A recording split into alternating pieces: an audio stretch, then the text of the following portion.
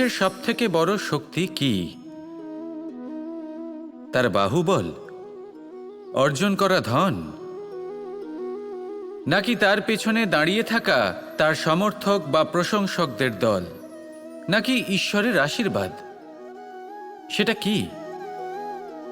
মানুষের সবথেকে বড় শক্তি হলো একটাই, আর তা সকলের মধ্যে আছে, আর তা হলো তার নিজের অস্তিত্ব, যা অন্য কারোর মধ্যে নেই। সংসারে অনেক লোক রয়েছেন, কিন্তু কেউ আপনার মতো নন। এটা হলো আপনার শক্তি, এ হলো আপনার নিজস্ব শক্তি। দুর্ভাগ্যবশত বেশিরভাগ মানুষ এটা বুঝতে পারেন না, নিজের শক্তিকে চিনতে পারেন না। কিন্তু যদি আপনি চিনতে পারেন, তাহলে আপনি নিজের অন্তরে অনুভব করবেন একটা অসীম শক্তির অস্তিত্ব। যে সাফল্যের পথে আপনি চলছেন, আপনি দেখবেন যে এই সাফল্যের দ্বার নিজে থেকেই খুলে গেছে।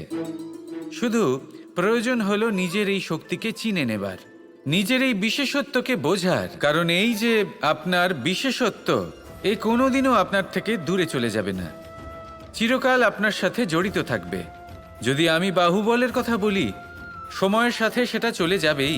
যদি কথা বলি অর্জিত ধনের, তাহলে সময়ের সাথে সেটাও চলে যাবে।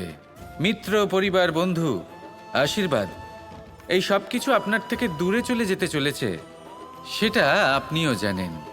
কিন্তু এই যে আপনার অস্তিত্ব, আপনার বিশেষ শক্তি যা শুধু আপনার সাথে আছে, তা চিরকাল আপনার সাথেই জুড়ে থাকবে। দরকার হলো শুধুমাত্র এটা চিনে নেওয়ার, নিজের উপর বিশ্বাস রাখার, আর জীবনে এগিয়ে চলার। আপনি যদি এটা করেন, তাহলে সবাই এটা দেখে আপনার থেকে শিক্ষা নেবেন। তাহলে এটাই করুন আর আমার সাথে ভালোবেসে বলুন, রাধা রাধা। অমৃত আসলে কি? আমরা সবাই জীবনে অমৃত লাভ করতে চাই, কিন্তু এই অমৃত আসলে কি? এ কি অমরত্ব লাভ করার কোনো মন্ত্র, নাকি সামনে এগোনোর কোনো পথ? নাকি অমৃত সেই রস যা অসুর আর দেবতারা সমুদ্র মন্থন করে লাভ করেছিলেন? নাকি সেই ওষুধ যা ঋষি মুনিরা ভ্রমণ করে খুঁজে বের করেছিলেন? অমৃত যদি কিছু হয়, তাহলে তা হলো আশা। কখনো কোনো মাতাকে দেখুন, উনি নিজের সন্তানকে কত আগলে রাখেন, তার যত্ন নেন, তার পালন পোষণ করেন, এই আশা নিয়ে যে পরবর্তী জীবনে এই সন্তান খুব বড় কিছু করবে, ওনাদের খুব ভালোবাসবে। এবার আগামী দিনে কি হতে চলেছে তা আমরা জানি না, পর মুহূর্তে কি হতে চলেছে তা আমরা জানি না, আগামী মুহূর্তে আপনি জীবিত থাকবেন কিনা সেটাও আমরা জানি না। কিন্তু আমরা অনেক বছরের পরিকল্পনা বানিয়ে ফেলি, সেটা অবশ্য মন্দ নয়। দেখুন, জীবন যাপন করার এই আশা, এটাই ভবিষ্যতের আধার হতে পারে। তাই এই আশা হলো গুরুত্বপূর্ণ, তাই একে নিজের সাথেই রাখুন। কথায় আছে যে যে ব্যক্তি নিরাশ হয়ে পড়েন, যার মধ্যে কোনো আশা বাকি থাকে না, তিনি হয়তো বেঁচে আছেন কিন্তু একটা মৃত জীবন যাপন করছেন। তাই এই আশার সঙ্গ কখনো ত্যাগ করবেন না, একে চিরকাল নিজের সাথেই রাখুন। জীবন আনন্দময় হয়ে উঠবে, আর এই হৃদয় তা ভালোবেসে বলবে, রাধা রাধা।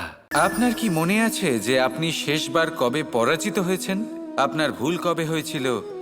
আপনি কবে অসফল হয়েছিলেন, কবে পরাজিত হয়েছিলেন? মনে নেই? তাহলে তো আপনি নিজের জীবনের সবথেকে বড় শিক্ষককে হারিয়ে ফেলেছেন। আপনার বিগত হার, পরাজয়, ভুল, এটাই আপনার জীবনের প্রধান শিক্ষক আর প্রধান সহায়ক। এটাই আপনাকে শেখায় যে কি করা উচিত, কি করা উচিত নয়। এই প্রকৃতি আমাদের কি শেখাতে চাইছে তা বুঝুন। এমন কি কোনো দিন আছে যার শেষে রাত আসে না? এমন কি কোনো নদী আছে যা শুকিয়ে যায় না? এমন কি কোনো বৃক্ষ আছে যার পাতা ঝরে না? এমনই তো হয়। কিন্তু যদি সূর্য পরাজয় স্বীকার করে, তাহলে রাতের পরে কখনোই দিন আসবে না। যদি নদী হার মেনে নেয়, তাহলে সে আবার বর্ষা ঘটাতে কখনোই সাহায্য করতে পারবে না। যদি বৃক্ষ হার মেনে নেয় তাহলে সে বসন্ত ঋতুতে না নতুন পাতার জন্ম দিতে পারবে আর না গ্রীষ্মকালে ছায়া প্রদান করতে পারবে। যদি এরা সবাই হার মেনে নেয় তাহলে ধরিত্রী তৃষ্ণার্ত থাকবে। প্রকৃতি আমাদের এটাই শেখায় যে হার, অসফলতা, পরাজয় এগুলো আমাদের জীবনে আসবেই আসবে, আর আমাদের শিক্ষা দিতে আসবে, আমাদের মঙ্গলের জন্য আসবে। তাই নিজের দৃষ্টিভঙ্গি সেরকমই রাখুন। তাই ধনাত্মক দৃষ্টিভঙ্গি দিয়ে দেখুন, নিজের হার, নিজের পরাজয় থেকে শিক্ষা নিয়ে অগ্রসর হতে থাকুন। নিশ্চিত রূপে আপনি জয়ী হবেন। আর যখন জয়ী হবেন তখন মন প্রসন্ন হয়ে বলবে, রাধা রাধা। একটা যুদ্ধ, একটা লড়াই, নিজের অস্তিত্বের জন্য, নিজের মূল্যের জন্য, যা আমরা পেতে চাইছি তার জন্য। এই যুদ্ধে জয়লাভ কে করে? এই যুদ্ধে জয়ী হয় এক যোদ্ধা। এবার বেশিরভাগ সময় আমরা যুদ্ধে অংশগ্রহণ করি না, নিজেকে বুঝিয়ে দিই যে আমরা তো যোদ্ধা নই। কিন্তু বিষয়টা তা নয়। একটা অত্যন্ত গুরুত্বপূর্ণ কথা আপনাকে মনে রাখতে হবে। কোনো যোদ্ধা জন্ম থেকে যোদ্ধা হন না। তিনি চয়ন করেন যে তিনি যোদ্ধা হবেন কিনা। তিনি তখনই একজন যোদ্ধা হয়ে ওঠেন যখন তিনি পিছু হটবেন না বলে দৃঢ় প্রতিজ্ঞ হন।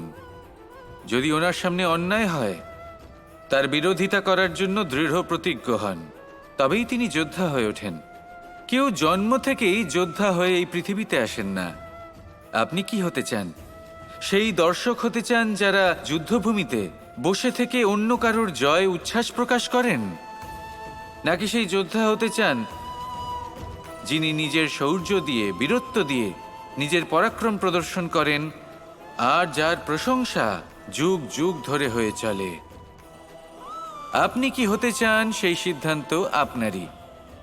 আসুন আর আমার সাথে ভালোবেসে বলুন, রাধা রাধা।